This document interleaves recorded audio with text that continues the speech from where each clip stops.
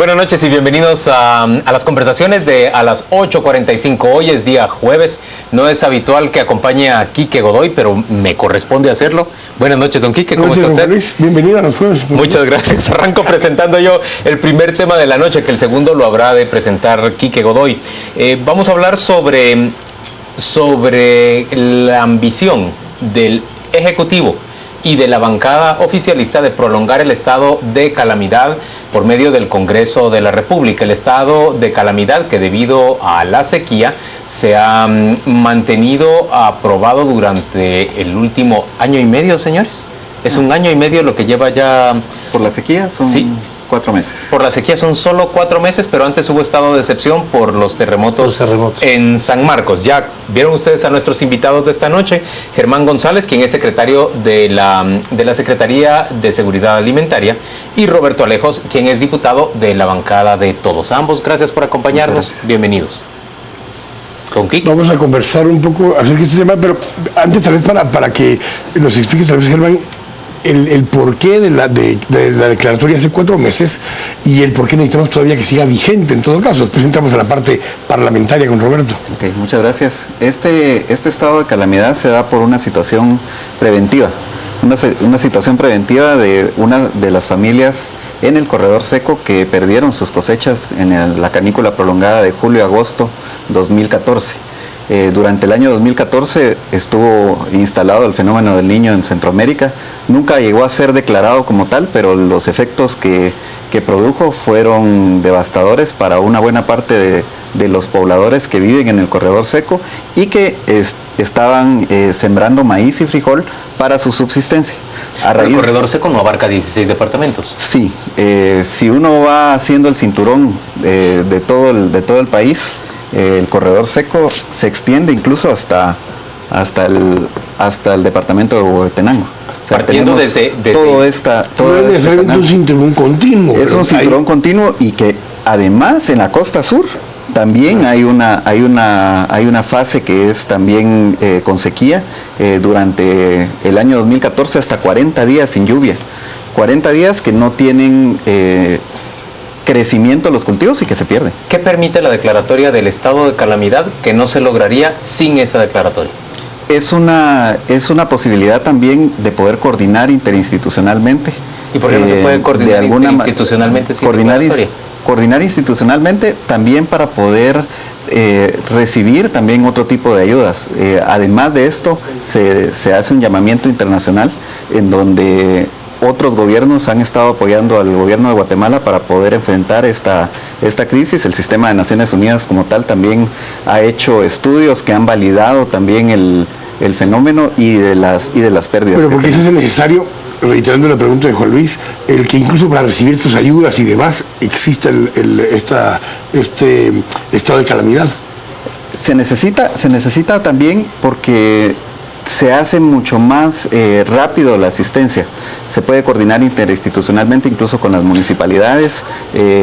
Las evaluaciones que se han hecho son evaluaciones que tienen un fundamento técnico de cada una de las familias y en donde no solo el gobierno ha participado, sino que organismos no gubernamentales y municipalidades. No es que lo quieren para comprar por excepción, para comprar sin seguir procedimientos de compras. No, se sigue también los procedimientos de la ley de compras y contrataciones. Se tiene que publicar como tal en los diferentes sitios. Pero se compra más rápido y se puede elegir al proveedor. A dedo. Eso es una de las posibilidades, pero no es solo eso. Es tener también una serie de condiciones que permitan ayudar al Estado para poderse organizar y poder tener una prevención sobre las familias que a la larga nos ha dado resultados. Tener menos desnutrición aguda del año 2014, a pesar de la canícula prolongada, es una de los resultados que hemos tenido, 15%. Yo solo valoro, pero ¿por qué con estado de calamidad? Y la pregunta es para don Roberto Alejos. Es sencillo, ya la respuesta la dieron aquí. O sea, la verdadera razón de un estado de calamidad es poder hacer las compras sin entrar a todo el proceso de licitar y poderlas hacer a dedo, poderlas hacer rápido, llenar las bodegas, que es lo que está sucediendo ahorita. Los diputados no entran a discutir la iniciativa de ley para que se apruebe o no se apruebe, y entonces se hacen todas las compras, se llenan las bodegas, se aprovecha para hacer todos los negocios del mundo porque ya no hay votos para seguirlo aprobando. A ver, Roberto, porque mientras no se vote en el Congreso, sigue vigente el estado de calamidad. Es que aquí, digamos, hubo durante mucho tiempo una interpretación equivocada del tema. La Constitución dice que el Estado debe conocer, ¿verdad?, para aprobar o improbar el estado de calamidad.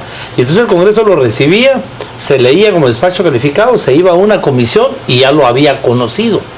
Y realmente durante algún tiempo estuvimos así, y de todos modos el gobierno no ha cumplido con rendir cuentas, porque si vemos realmente qué se ha hecho con el dinero en el estado de calamidad, es comprar víveres y regalar, ¿verdad?, para que las familias salgan de la desnutrición. Yo no estoy diciendo que no está teniendo un beneficio directo, pero como hemos politizado como país toda la ayuda social, todos los programas y todo lo que se regala, en eso están, comprando víveres. Pero queremos bien lo que planteabas ahora, porque entonces, ¿se necesita aprobar en el Congreso o no se necesita aprobar en el Congreso? Estuvimos durante mucho tiempo en esa discusión de si se necesitaba aprobar o no se necesitaba aprobar.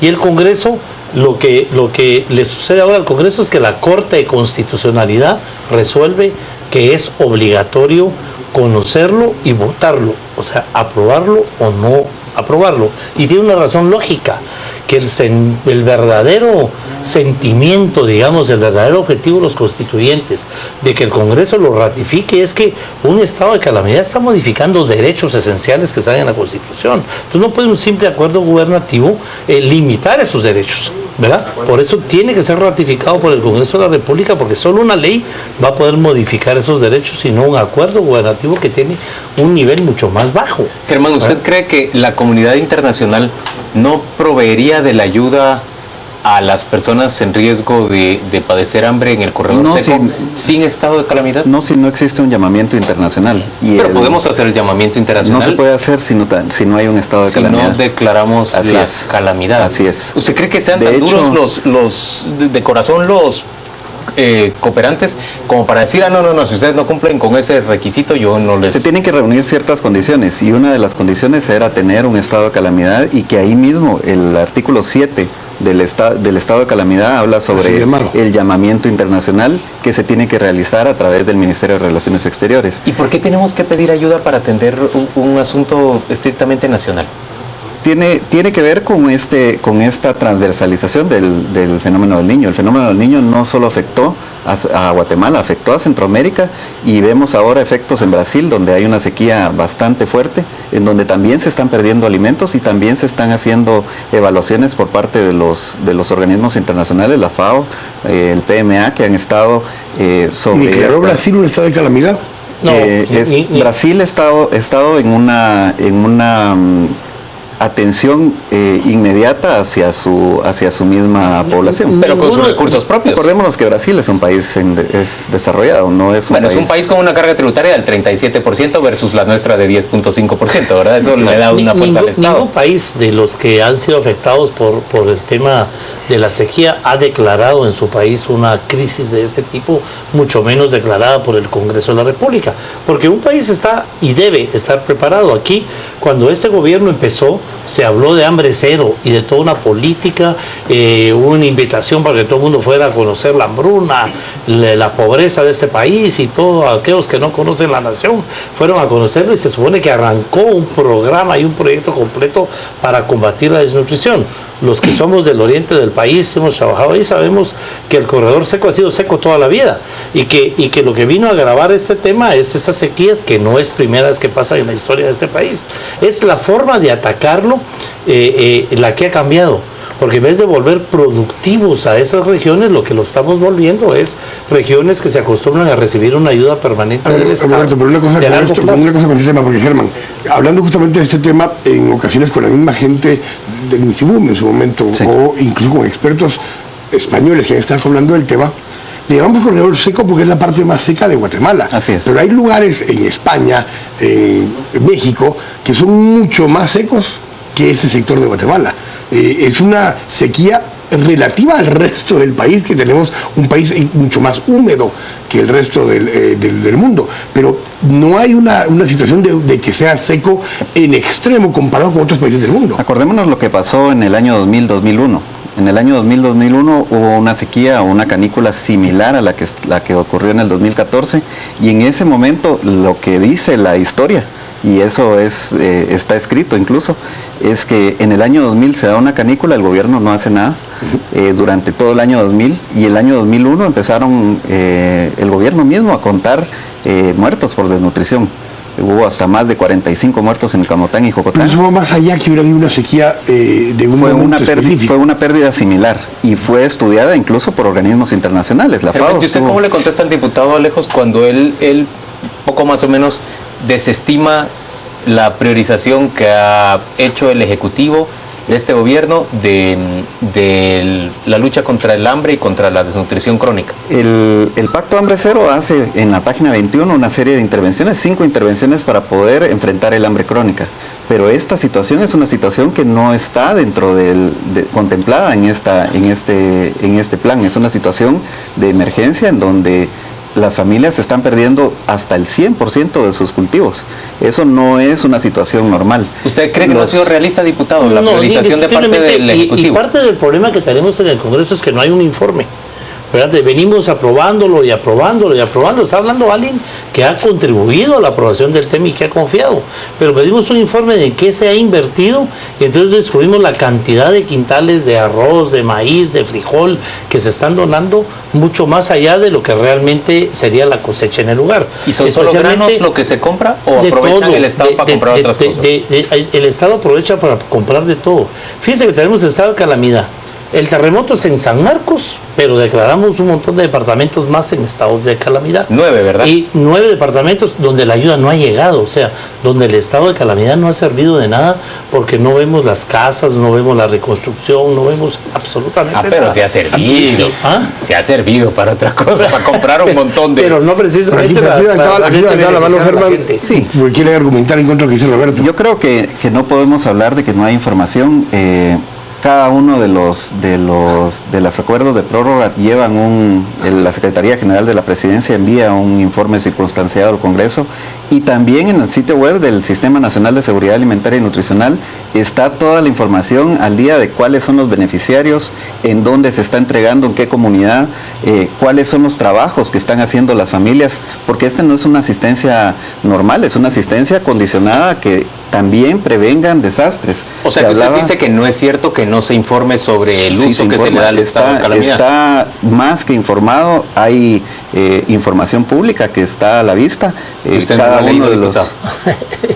Miren, es que es diferente, digamos, no juguemos con el tema, digamos, lo que se publica en las páginas. De hecho, yo creo que este gobierno es el que la ley de libre acceso a la información que nos costó tanto aprobar en la legislatura pasada, hoy uno se mete a las páginas de las distintas instituciones y no está la información que debería estar, empezando por el mismo Congreso de la República, en donde uno busca la información que le interesa y toda está manipulada en todo sentido.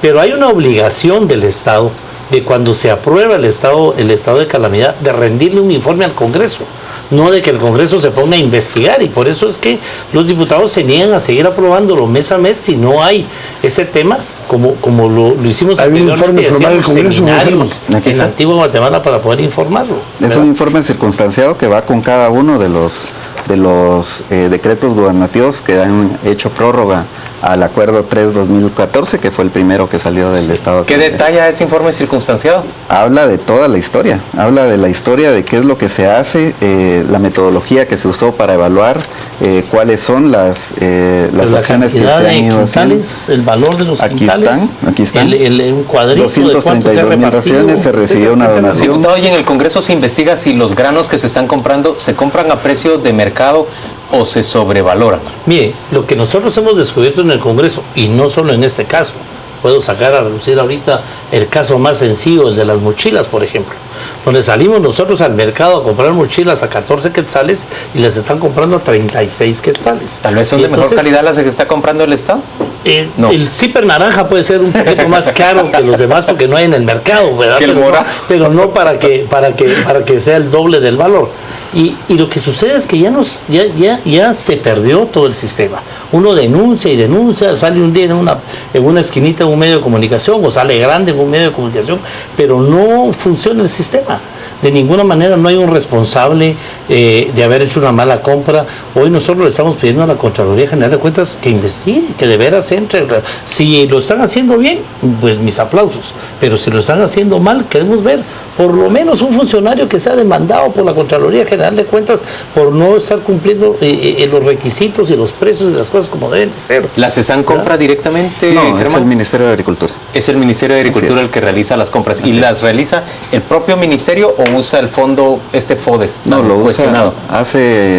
a partir del Ministerio de Agricultura se hacen las compras y son públicas, están los contratos públicos, se han pedido por parte del Congreso de la República, por ley de acceso a la información pública, otras personas han pedido esa información, los diferentes bancadas han citado al viceministro de Seguridad Alimentaria y Nutricional, él ha asistido a hacer las declaraciones y también llevando la información transparente como está. Claro. De hecho, los precios son precios y quisiera en ese sentido también corregir un poco, no hay arroz dentro de las compras, es maíz, es frijol y es una harina fortificada que llena las cantidades y las condiciones de kilocalorías que necesitan esas familias promedio en un mes.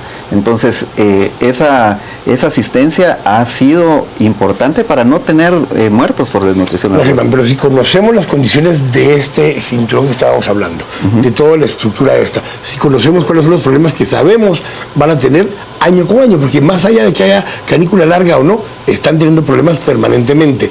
No puede eso salir ya de lo que sería una calamidad y una emergencia y tener una planificación mucho más preventiva para esto. Es una emergencia, nosotros le llamamos de tracto lento, porque es una emergencia de todos los años. Se da en una situación en la cual pierden sus cosechas y lo que estamos haciendo ahora es una acción de prevención. Las familias están aprendiendo a hacer conservación de suelos. Por supuesto, esto es un proceso que se tienen que entrenar, se tienen que capacitar. Antes pero no necesita estado de calamidad para poder dar esa enseñanza, ese es el punto. Diputado, ¿verdad? Le pregunta Jonathan Lara por medio de Twitter, ¿por qué los diputados, teniendo herramientas para realizar la fiscalización, no realizan demandas penales sustentadas por el abuso de un estado de excepción como el de calamidad? Depende del diputado, porque en el caso nuestro, o en el caso mío en particular, sí. Digamos, es cierto. ¿Usted ha planteado denuncias? El informe ahí está. Y nosotros la costumbre, y en mi caso la costumbre es invitar a la Contraloría de Cuentas para que sea testigo. Enseñamos lo que vale en el mercado y enseñamos lo que está comprando el Estado. Y la Contraloría es la que tiene que ratificar las facturas, las empresas, la existencia de esas empresas y de ahí poner la denuncia correspondiente en el Ministerio Público. Pero ahora incluso recibimos un oficio del Ministerio Público defendiendo al Estado cuando todavía no ha sido parte del proceso y justificando de alguna manera que se siga dando el Estado. Bueno, el MP está desistiendo de procesar a Vernon González. ¿Verdad? Ni hablar. Del sistema. Y es que, digamos, regreso al otro, porque aquí están los dos estados de calamidad en discusión. Y vuelvo a repetirlo. Digamos, en este momento, y es una advertencia y es un tema del que hemos hablado muchas veces, el estado de calamidad ya no existe. Ya pasó el término, el plazo del que habla la Constitución y el Congreso no lo aprobó o lo improbó. De manera que cualquier compra que se esté haciendo ahorita y la Corte de Constitucionalidad tendrá que decirlo en su momento, no es válida.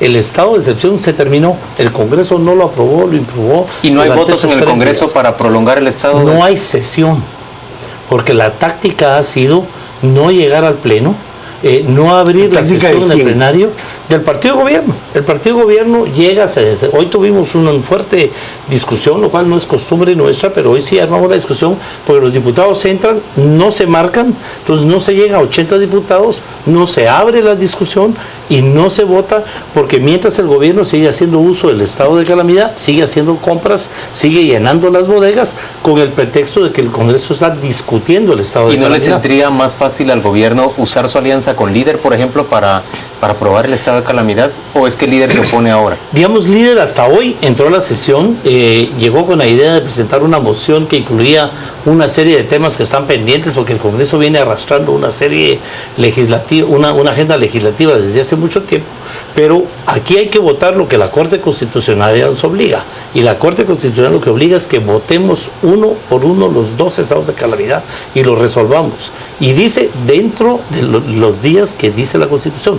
No se hizo.